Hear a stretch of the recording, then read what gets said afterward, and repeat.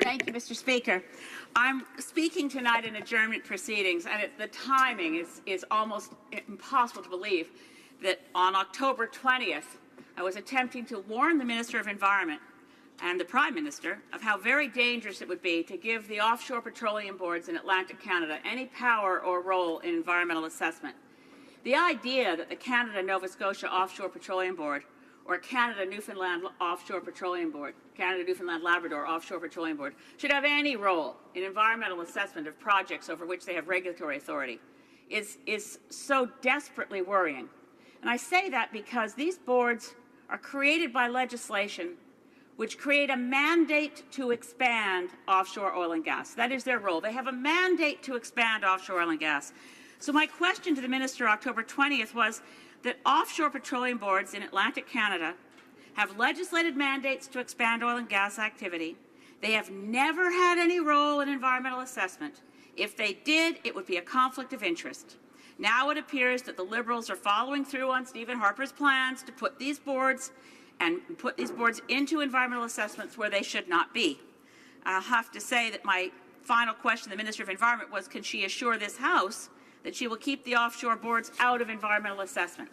Well, her answer wasn't very clear on October 20th. The answer is really clear today because we now have Omnibus Bill C-69, which entrenches a role for these very boards in environmental assessment where they have no business being. There has been a bit of fancy footwork in the Liberal talking points. Both expert panels that reviewed the broken laws left after the Harper era caused by Omnibus Budget Bills C-38 and C-45.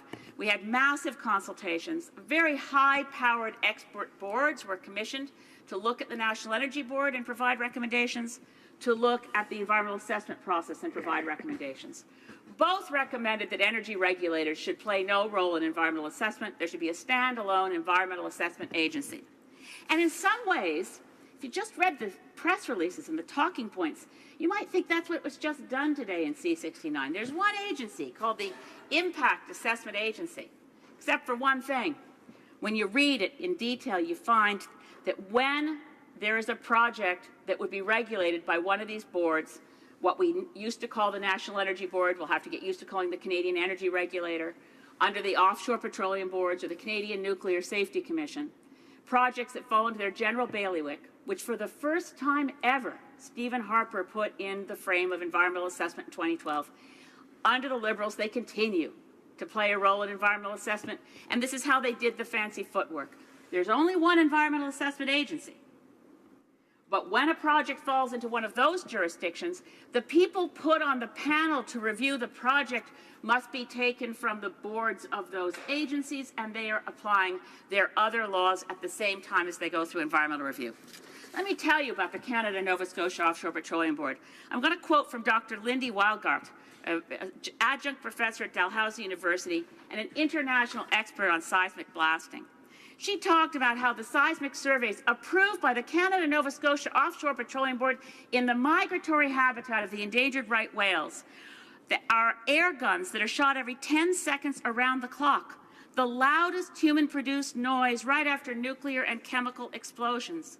That's why, she says, in 2016, 28 right whale experts declared the additional stress of widespread seismic airgun surveys represent a tipping point for survival of this species. And the Liberals today have given them a role in environmental assessment. I'm horrified by this, Mr. Speaker, and I ask my honourable parliamentary secretary and colleague how she can live with what the government has just done. The Honourable Parliamentary Secretary to the Minister of Natural Resources. Well, thank you, Mr. Speaker, and I thank my honourable colleague. I'm pleased to have the opportunity to speak on this issue raised by the member from Saanich Gulf Islands regarding the role of offshore boards in environmental assessment.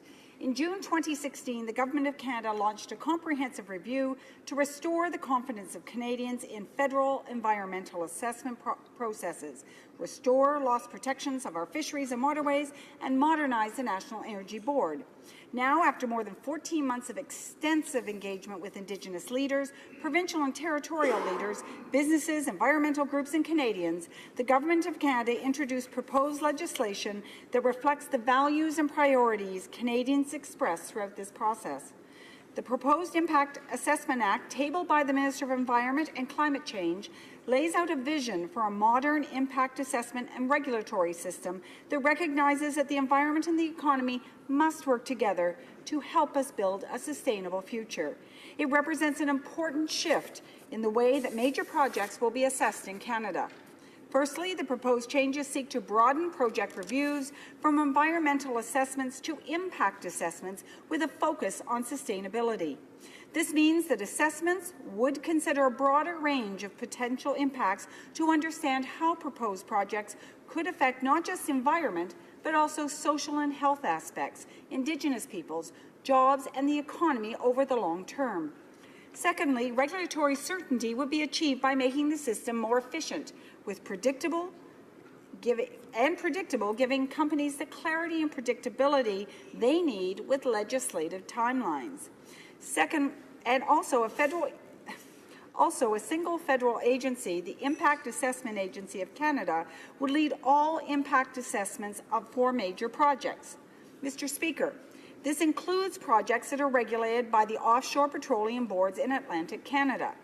In recognition of the joint management of offshore accords with Nova Scotia and Newfoundland and Labrador, the agency would collaborate with the offshore boards in reviewing major offshore oil and gas projects.